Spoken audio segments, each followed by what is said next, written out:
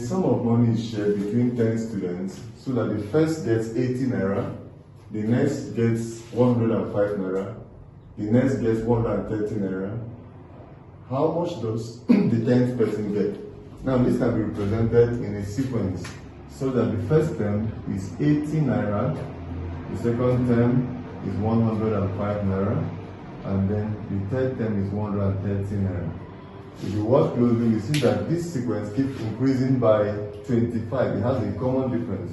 So it is an arithmetic progression where we have the first term as 80 naira and then the first term as 80 naira, whereas the common difference is 25 naira. That is 105 minus 80 is 25. Also 130 minus 105 is 25.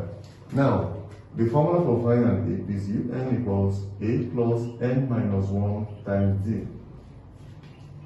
To find the 10th term, we place all the values of N with 10.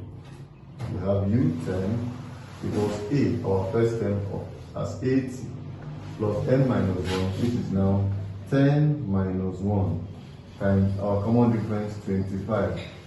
So this gives us 80 plus 10 minus 1 is 9, then times 25. We have 80 plus 9 times 25 gives us 225. So 80 plus 225 gives us 305 naira. So the 10th term or the 10th student will get 305 naira.